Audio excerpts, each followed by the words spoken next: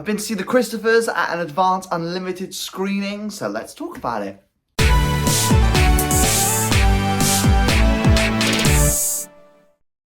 Hey, welcome back to a video, a brand new movie review. Today I'm talking all about the Christophers. It's brand new in UK cinemas from the 15th of May.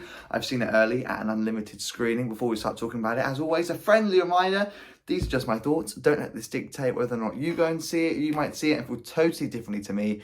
That is okay. Movies aren't made to cater for everyone. Without any further ado, let's start talking about this film. And this was my first unlimited screening for a little while, actually, since... if I had legs, I'd kick you. I think that was the last unlimited screening I've been to. That's irrelevant though. And I was quite excited for this. The trailer actually looked quite good. I'm always here for a bit of a funny, kind of chill time at the cinema. The last time I can remember that was Mother's Pride. I felt that was just an easygoing, enjoyable watch. And again, I tend to favour films that are set in the UK, just because of the fact that it's a bit more real, and it's like, oh, it feels a bit more homely. That's the best way I can describe it. But this film, I'm not gonna lie, really let me down. In a sense of, for me personally, I don't think it was a film aimed for me.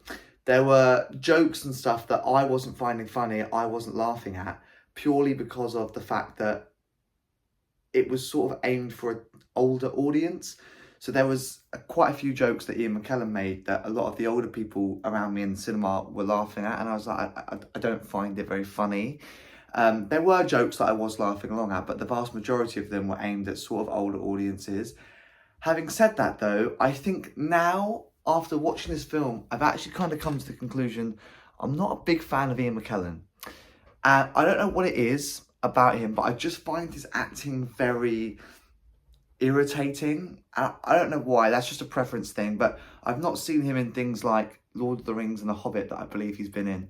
I know I got slammed at in my movie review of The Critic. When I watched The Critic last year, I did a movie review and I was like, yeah, I've not really seen anything in Ian McKellen in anything.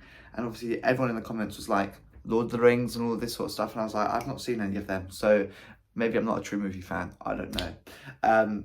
But yeah, I don't know. I feel like everything that I have seen him in, I find him a little bit irritating and I find him a bit annoying. And I look at him as quite a boring, kind of stuck-up character when he acts.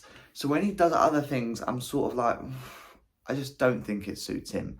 Personally, that's preference. And but you know, on the whole, I just found this film to be very confusing. It didn't really make much sense.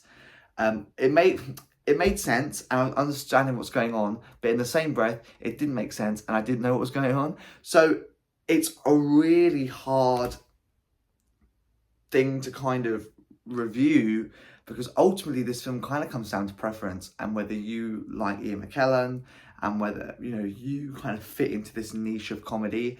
I feel like this film has a very specific target audience, and I feel like the plot twists weren't really that, like, oh my god, I didn't really get it. I didn't really get it.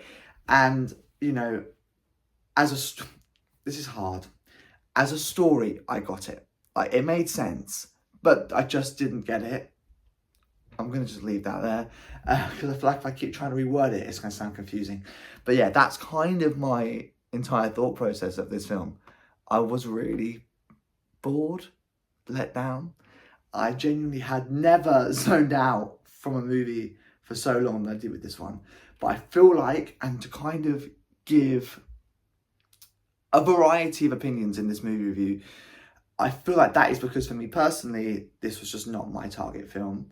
And obviously you have to go and watch these films to go, actually, that's not for me, and this is for me, or do you know what I mean? So yeah, I think that's the reason I didn't enjoy it. But the acting from the female lead was really, really good. I enjoyed her strong performance. I can't remember her name, but she was really, really good.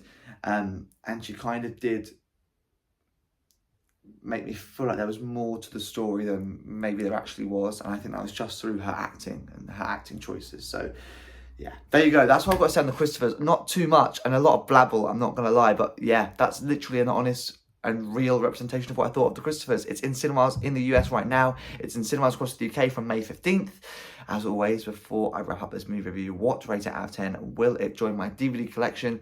I'm giving it a 3 out of 10. Yeah, really wasn't for me, sadly. Will it join my collection?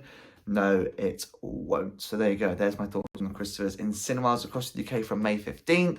In the description below is the movie plot, a link to the movie trailer, as well as a link to my movie review playlist. It features every single movie review that I've ever done. More to come very soon, including The Devil Wears Prada 2.